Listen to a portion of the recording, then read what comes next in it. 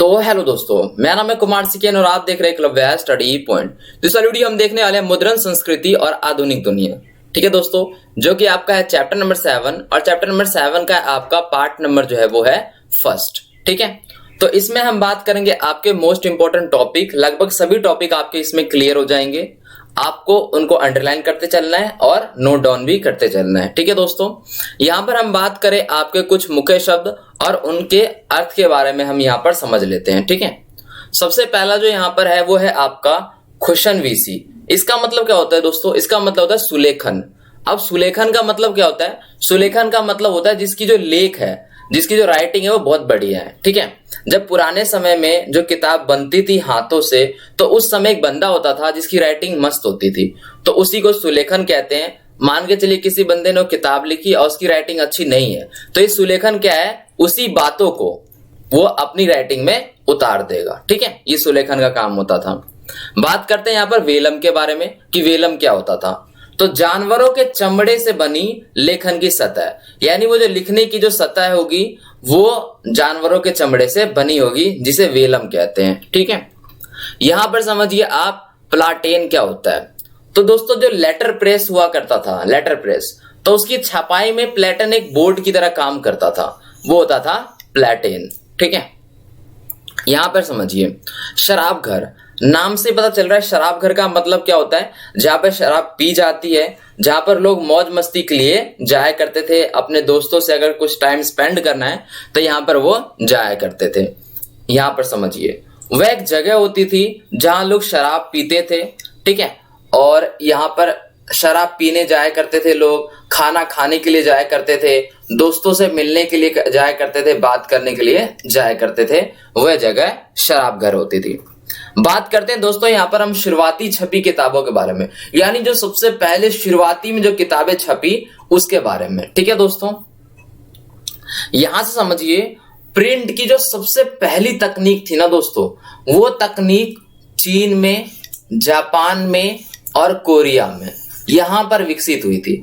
और ये जो थी ये हाथों से हुआ करती थी, हाथों से छपाई होती थी। लेकिन अगर हम बात करें तकरीबन 594 में, तो चीन में इसके बाद लकड़ी के जो ब्लॉक थे उस पर स्याही लगाकर उसे कागज पर क्या किया जाता था? प्रिंट किया जाता था। ठीक है, चीन में होता क्या था दोस्तों? जो परीक्षाएं हैं, परीक्षाओं पर बहुत ज्यादा जोर दिया जाता था। तो चीनी राजतंत्र के तहत क्या होता था? परीक्षाओं पर बहुत ज्यादा जोर दे दिया। अब जब परीक्षाओं पर जोर दिया जाता था तो ज्यादा लोग परीक्षाएं देते थे, तो उसमें किताबों की जरूरत पड़ती थी ज्यादा से ज्यादा, और ये जो संख्या है ये बढ़ गई बहुत ज्यादा आगे चलकर। तो जब ये पहले से बहुत ज्यादा किताबें छपवाते थे और इनकी संख्या जो बढ़ गई और परीक्षाएं देने वालों की, तो इनकी किताबों की जो संख्या वो भी बहुत ज्यादा बढ़ गई। यहां पर देखिए 16वीं सदी की अगर हम बात करें तो जो परीक्षा देने वाले बंदे थे उनकी तादाद क्या है? उनकी तादाद बहुत ज्यादा बढ़ गई। अब तादाद बहुत ज्यादा बढ़ गई तो इससे क्या हुआ?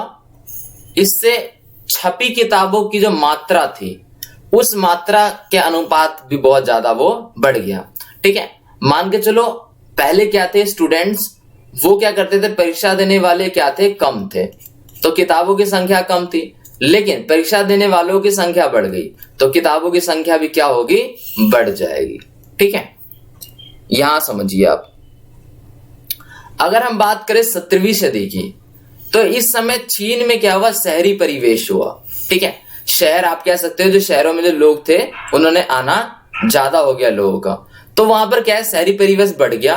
तो अब ये केवल कुछ लोगों तक ही सीमित नहीं रहा, कुछ अधिकारियों तक ही सीमित नहीं रहा। ठीक है, ये क्या हुआ? इसका इस्तेमाल नॉर्मल बंदे भी करने लग गए। नॉर्मल बंदे जैसे एक व्यापारी होता है ना, वो भी इसका जो इस्तेमाल है, इन छपी किताबों का इस्तेमाल है और इसका जो इस्तेमाल है वो करने लग गए। क्यों? क्योंकि वो जो अपने डेली, जो व्यापारी था वो क्या करता था? अपनी डेली लाइफ में जो भी उनको आंकड़े इकट्ठे करने होते थे वो इसी चीज से जो है करा करते थे। ठीक है, तो आप समझ सकते थे ये पहले एक नॉर्मल बात नहीं थी कि ये किताब छपी और उस किताब को पढ़ने लग गए।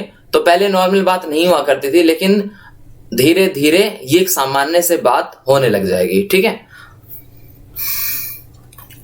यहां पर हम बात करते हैं दोस्तों, उसके बाद क्या हुआ, लोगों को कहानियां जो है वो पढ़ना बिल्कुल अच्छी नहीं लगती थी, उनके काम की उसमें चीज नहीं थी, इंटरेस्ट नहीं था। तो इंटरेस्ट बनाने के लिए उसके बाद क्या हुआ, कहानी छापी जाने लगी, कहानी, कविताएं छापी जाने लगी, जीवनियां छापी जाने लगी, आत्मकथाएं छापी जाने लगी, ठीक है। और ये सारी चीजें तो आप समझते ही हो, नाटक, इन्हें भी छापे जाने लगे, यानी मनोरंजन का थोड़ा थोड़ा ध्यान रखा गया। तो इससे क्या हुआ, इससे जो लोग पढ़ते थे उनमें रुचि पैदा हो गई, ठीक है, और वे पढ़ने के शौकीन हो गए। अब जब भी खाली समय मिलता तो वो पढ़ने लग जाते, और खाली समय में किताब पढ़ना एक फैशन सा बन गया था, ठीक है। जैसे हम खाली समय में सोशल मीडिया नेटवर्क्स में चले जाते हैं, हम अपना जो है कोई भी वेबसाइट और भी अदर चीजें जो करने लग जाते हैं, ठीक है। तो ऐसे ही उस समय में अगर कोई बंदे के पास खाली समय है तो वो क्या करता था, वो किताबें पढ़ने लग जाता था। अगर हम बात करें उच्च वर्ग की महिलाओं की, जो बहुत बड़े घराने की महिलाएं हुआ करती थी, अगर हम बात करें उनकी, तो वो क्या करती थी, वो भी पढ़ने की शौकीन थी, उनको भी किताबें पढ़ना बहुत बढ़िया लगता था।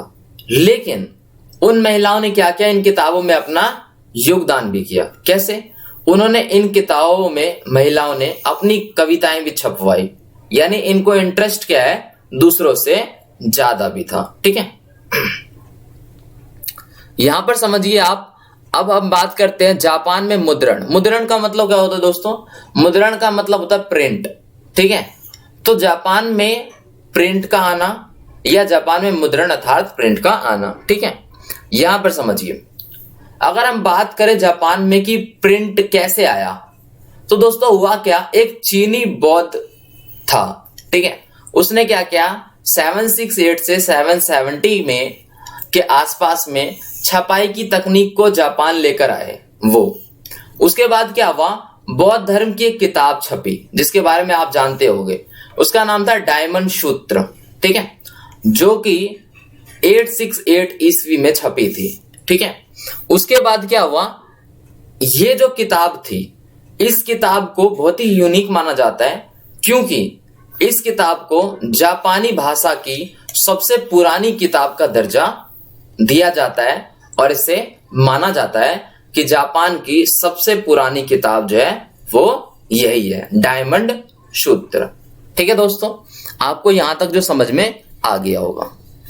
बात करते हैं हम यहां पर अपने, यहां पर एक टॉपिक है अपना, उस समय क्या होता था दोस्तों, जो किताब के जो विषय होते थे, ठीक है, जैसे हमारा होता है ना किताब के जो सब्जेक्ट होते हैं, तो उनके जो सब्जेक्ट होते थे वो किस किस चीजों पर निर्भर करते थे, यहां पर देखिए, यानी किस किस बातों में अवेलेबल है। अभी अगर आप मार्केट में किताब ढूंढने जाते हो और आप ये पता लगाओ कि वो किस चीज में अवेलेबल है, तो लगभग जितने भी टॉपिक हमारे लाइफ में हैं वो सभी चीजों में अवेलेबल है। फॉर एग्जाम्पल, हमें पढ़ाई करनी है तो उससे रिलेटेड है, हमारे सब्जेक्ट से रिलेटेड है, मोटिवेशनल बुक्स होती है, ठीक है, बिजनेस वाली बुक्स होती है, कई जो भी हमारी लाइफ में जिस प्रकार के बुक्स चाहिए वो सब होती थी। लेकिन उस समय देखिए, उस समय का जो टॉपिक था, जो विषय था, वो क्या था, वो था संगीत के वाद्य यंत्र। यानी आप संगीत की वाद्य यंत्र, यानी जो जिस इंस्ट्रूमेंट से म्यूजिक जो है वो बनता है, वो इंस्ट्रूमेंट कौन कौन से थे उसके ऊपर बनता था, किताबें थी। चाय समारोह, ठीक है, हिसाब किताब वाली किताबें, शिष्टाचार वाली किताबें, रसोई पर भी कई किताबें लिखी गई थी। तो उस समय की किताबों के जो विषय थे वो यही थे, ठीक है। और आप इससे एक और बात समझ सकते हो कि लोग उस समय में इन्हीं सब चीजों पे इंटरेस्टेड थे, ठीक है। तो इसलिए किताबें जो है जल्दी प्रोवाइड कराई गई, और उस समय में यही किताबें जो थी वो अवेलेबल थी। दोस्तों अब हम बात कर लेते हैं एक महान शख्स के बारे में जिनको आप जानते होंगे, मार्को पोलो के बारे में, ठीक है। तो यहां पर टॉपिक हमारा ये है कि यूरोप में मुद्रण अर्थात प्रिंट का आना, यानी यूरोप में जो है प्रिंट वो कैसे आया, तो उसका जो पूरा का पूरा श्रेय जाता है वो मार्को पोलो को जाता है। देखिए यहां से आपको समझना है, आपने इटली के महान खोजी मार्को पोलो के बारे में तो सुना ही होगा, जिन्होंने क्या किया था, 1295 में मार्को पोलो ने चीन में काफी साल बिताए, ठीक है, और काफी साल खोज की। जब मार्को पोलो खोज करके यहां पर वापस आए, इटली वापस आए, तो वह अपने साथ एक जुगाड़ लेकर आए, और वो जुगाड़ क्या था, वह अपने साथ लेके आए ब्लॉक प्रिंटिंग की जानकारी। ठीक है, तो ब्लॉक प्रिंटिंग की जो जानकारी थी वो लेकर आए, और इस तरह इटली में भी प्रिंटिंग की शुरुआत हो गई। यानी यूरोप में जो मुद्रण हुआ, प्रिंट का आना हुआ, वो इन्हीं की वजह से हुआ। और एक कला लेकर आए, वहां से सीख कर आए, जानकारी लेकर आए, वो था ब्लॉक प्रिंटिंग की जानकारी। ठीक है, ये इंफॉर्मेशन लेकर आए, और वो चीजें यहाँ पर जो है वो इटली में शुरुआत हुई, धीरे धीरे ये बढ़ा और बाकी का जो पूरा यूरोप था वहां पर फैल गया। ठीक है, यहां से देखते हैं हम, और इसके बाद जल्द ही यह तकनीक बाकी यूरोप में भी फैल गई जहां पर यह नहीं फैली थी। ठीक है, उसके बाद क्या हुआ दोस्तों, जो किताबों की मांग थी वो बढ़ने लग गई। तो किताबों के बारे में लोगों को पता चला, किताबों की मांग जो है वो बढ़ने लग गई। तो उसके साथ साथ क्या हुआ, यूरोप भर के जो पुस्तक विक्रेता थे, यानी यूरोप में जितने भी पुस्तक विक्रेता थे, वो क्या करते थे, अलग अलग देशों में निर्यात करने लगे। अलग अलग जो जगह थी वहां पर मेले लगने लग गए। जैसे हमारे इधर आपने देखा होगा, जो किताबें होती है, हमारे यहाँ जो नॉर्मल मेले लगते हैं जहां पर हम जाते हैं, झूले होते हैं, ठीक है, सर्कस होता है, तो उसी प्रकार का इनका किताबों का जो है वो मेला लगने लग गया, और बड़ी मात्रा में जो किताब वहां पर बिका करते थे। ठीक है, 15वीं सदी की अगर हम बात करें, 15वीं सदी की शुरुआत की, तो हुआ क्या था कि अलग अलग तरह के जो सामानों पर छपाई के लिए लकड़ी के ब्लॉक का बहुत ज्यादा प्रयोग होने लगा। और ये जो प्रयोग होने लगा, इस प्रयोग होने में भी वृद्धि होने लग गई, बहुत ही ज्यादा। ठीक है, और आपको यहां पर एक ध्यान रखना है, जब ब्लॉक का बहुत ज्यादा प्रयोग होने लगा तो क्या होगा, आपको शुरू में आपने देखा था हाथ से छपी हुई जो पुस्तक है वो क्या थी, वो हुआ करती थी। तो इससे क्या हुआ, हाथ से लिखी गई जो पुस्तक है उस पर प्रभाव पड़ा, और वह लगभग अदृश्य हो गई, वो लगभग क्या है, गायब सी हो गई।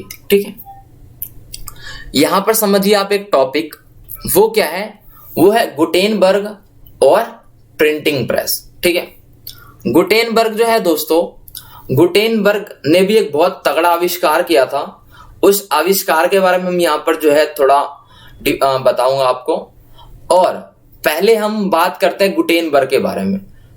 इस बंदे ने जो आविष्कार किया, तो ये बना ही था इस चीज का आविष्कार करने के लिए, क्योंकि इसका जो एनवायरमेंट था वो पूरा का पूरा क्या था, जुड़ा हुआ था इससे। मान के चलिए हम बात करते हैं किसी एक ऐसे लड़के की जिसके पापा क्या है, साइंटिस्ट है, उसका जो पूरा का पूरा जो एनवायरमेंट है वो इन्हीं सब चीजों से घिरा हुआ होगा, टेक्नोलॉजी बेस, ठीक है, रिसर्च, तो उसे भी इस चीज में रुचि आएगी, और वो कहीं ना कहीं उस अपनी कला का, उस अपने एनवायरमेंट का इस्तेमाल करके एक बढ़िया तगड़ा आविष्कार कर देगा। तो सेम इनके साथ हुआ। इनके पापा जो है वो साइंटिस्ट तो नहीं थे, लेकिन इनके गुटेनबर्ग के जो पिता थे वो व्यापारी थे, लेकिन इनका भी सेम वैसा जुगाड़ था। इनका जो एनवायरमेंट था उन्होंने इनको बहुत मदद की इनके इस तगड़े आविष्कार के लिए। ठीक है, तो खेती, इनके पापा क्या थे, व्यापारी थे, समझ लिया हमने। खेती की एक बड़ी रियासत में पल बढ़कर ये बड़े हुए थे। ठीक है, यानी आप समझ सकते हैं कोई दिक्कत नहीं थी किसी प्रकार की। हुआ क्या था, वह बचपन से ही एक मशीन को देखा करते थे। वो मशीन थी तेल और जैतून पेरने वाली मशीन। ठीक है, उस मशीन को देखकर ये बड़े हुए। गुटेनबर्ग ने क्या किया दोस्तों, ये सीखने में बहुत ज्यादा विश्वास रखते थे, और सीखना चाहिए, हमें स्किल्स सीखनी चाहिए। ठीक है, हमें अपने स्किल्स को डेवलप करना चाहिए। तो इन्होंने क्या क्या स्किल्स सीखे, और बड़े होते होते ये मल्टी टैलेंटेड बन गए। गुटेनबर्ग ने पत्थर पर पॉलिश करने की कला जो है वो सीख ली। ठीक है, उसके बाद उन्होंने क्या किया, और क्या सीखा उन्होंने, उसके बाद उन्होंने जेवर बनाना भी सीख लिया। उसके बाद उन्होंने क्या किया, जो शीशा होता है उस शीशे को इच्छित आकृतियां, यानी कि एक शीशा है, उस शीशे को हम हमारे अंदर जो भी इच्छित, यानी हम जो भी इच्छा करते हैं उस आकृति में हम उसे ढाल देंगे। मान के चलो मैं चाहता हूं एक शीशे को मैं एस बना दूं, ठीक है, ठीक है, तो वो क्या कर लेंगे, वो उनको एक कला आ गई थी कि उस शीशे को वो जो भी मर्जी उनको इच्छा हो उस आकृति में वो उसे गढ़ देंगे। तो उस मामले में भी उन्होंने महारत हासिल कर ली थी। और क्या बात हुई थी ये देखते हैं, ठीक है। तो इतने सारे अनुभव आप समझ सकते हो, इतने सारे तो टैलेंट थे ही इनके अंदर। उनके बाद वो मशीन जिसको ये बचपन से ही देखते आ रहे हैं, तो उस मशीन को क्या किया इन्होंने, अपना मॉडल बनाया और उस मॉडल से ही अपने प्रिंटिंग प्रेस की मशीन का आविष्कार किया। यहां पर समझिए, उन्होंने अपने ज्ञान को, अपने अनुभव का इस्तेमाल किया और अपने आविष्कार में किया इस चीज का इस्तेमाल। उन्होंने जैतून प्रेस की जो मशीन थी उसको मॉडल बनाया और प्रिंटिंग प्रेस का मॉडल बनाया। उन्होंने जैतून मशीन को प्रिंटिंग प्रेस का मॉडल बनाया और उसने अपने सांचे का प्रयोग करके छापने के लिए अक्षर बनाए। यानी आप समझ सकते हो उसने जो आविष्कार है वो कैसा किया। उसने कुछ चीजें यहां से ली, कुछ उसके अंदर टैलेंट था, कुछ मशीनों को यहां से लिया, ठीक है, और उन्होंने जो एक आविष्कार कर दिया, ठीक है। उसके बाद जब उन्होंने आविष्कार अपना कर लिया तो उन्होंने जो पहली अपनी किताब छापी वो थी बाइबल, ठीक है। यहां पर समझिए, गुटेनबर्ग ने 1448 तक अपना जो ये यंत्र था उसको मुकम्मल कर लिया, यानी फिनिश कर दिया पूरा, वो काम के लिए रेडी। उसने जो पहली किताब छापी वो थी बाइबल। और उन्होंने क्या किया दोस्तों, जो बाइबल छापी, वैसे तो उसमें बहुत ज्यादा समय लग गया था, लेकिन वो जो समय था वो समय उस समय के हिसाब से क्या था, कम था। दोबारा समझिए, उसने क्या किया, अपना काम पूरा किया और बाइबल की किताब छापी और उस किताब को छापने में उनको टाइम लग गया, ठीक है, टाइम लगा। लेकिन वो जो टाइम है वो टाइम उस समय के हिसाब से कम था। यानी आप एक ऐसी मशीन बनाओ, यहां पर एग्जांपल लेता हूं दूसरे चीज की, ठीक है। हमारे पास क्या है, एक ट्रेन है, ठीक है, उस और एक ट्रेन बनी हुई है और उस ट्रेन से हमें इस पॉइंट से इस पॉइंट तक जाने में 1 घंटा लगता है, ठीक है। लेकिन अभी हमको एक और ट्रेन बना ले जिस ट्रेन में इस पॉइंट से इस पॉइंट तक जाने में कितना लगता है, जो है वो 15 मिनट्स लगेंगे, ठीक है। और क्या पता जिस समय हम ये जो बात पढ़ रहे हैं उस समय वो 5 मिनट में ही हो जाए वो काम, ठीक है। तो लेकिन जो भी इन्होंने मशीन इन्वेंशन की वो इन्वेंशन उस समय के हिसाब से बहुत बढ़िया थी। उस समय के हिसाब से उन्होंने टाइम को सेव करा अपनी इस मशीन को बनाकर। आपको समझ में आ गया होगा, ठीक है। तो ये सिस्टम था इनका, आप कह सकते हो एक बहुत बड़ा योगदान था उनका उस समय। बात कर लेते हैं दोस्तों एक नया पाठक वर्ग के बारे में। एक नया पाठक वर्ग जो है वो उभरा। वो क्या था, छापे खाने के आने के बाद एक नया पाठक वर्ग पैदा हुआ। क्या था, इस समय तक किताब को छापना बहुत ही नॉर्मल बात हो गई थी। एक किताब की अनेक कॉपियां बनाई जा सकती थी, मस्त था जुगाड़, कोई टेंशन नहीं थी। तो इसलिए किताब क्या हो गई, सस्ती हो गई। जो चीज मुश्किल होती है उसका प्राइस हाई होता है। जो चीज बनाना मुश्किल होता है, जो चीज किसी को नहीं आती, उसका जो प्राइस होता है वो क्या होता है, हाई होता है। लेकिन जो नॉर्मल हो गई, अब उस किताब की एक कॉपी की अनेक कॉपियां बनाई जा सकती है, तो वो किताब क्या हो गई, अब सस्ती हो गई, अब सबके हाथ तक पहुंच जाएगी। किताब की जो उत्पादन जो लागत थी, यानी किताब को बनाने में जो पैसे लगते थे वो कम हो गए, श्रम लागत कम हो गया और इसलिए बड़ी तादाद में जो किताबें छपने लगी और छपने ही लगी, ठीक है दोस्तों। लेकिन यहां पर एक दिक्कत क्या आई, जो किताब थी, किताब पढ़ना किसका काम है, जो पढ़े लिखे लोग थे उनको समझ में आता था। अब जो नहीं पढ़े लिखे उनके साथ क्या होता था, तो वो एक साथ मौखिक रूप में ही बात शेयर करते। जैसे पढ़ा लिखा है, ठीक है, तो इसने इसको बताई, इसने इसको बताई, इसने इसको बताई, ठीक है, इसने इसको बताई तो ये किसी और को बताएगा, ऐसे हुआ करता था। वह धार्मिक किताबों का वचन सुनते थे कि धार्मिक किताब कोई छपी है तो कोई पढ़ रहा है पढ़ा लिखा, तो वो सुनाता था। गाथा गीत उनको पढ़कर सुनाए जाते थे दूसरे व्यक्तियों को जो पढ़े लिखे नहीं है, और इससे भी उनके लिए बोलकर पढ़े जाते थे। वो बोलकर पढ़ता था कि मेरे आसपास के बंदा अगर कोई है या मेरे साथ कोई बैठा हुआ है तो वो भी समझ सके। ज्ञान का मौखिक लेन देन होता गया, ज्ञान जो है वो एक दूसरे में बढ़ता गया, क्योंकि किताबें सिर्फ साक्षर लोग ही पढ़ सकते थे, क्योंकि किताब कौन पढ़ता था, केवल जो पढ़ा लिखा था।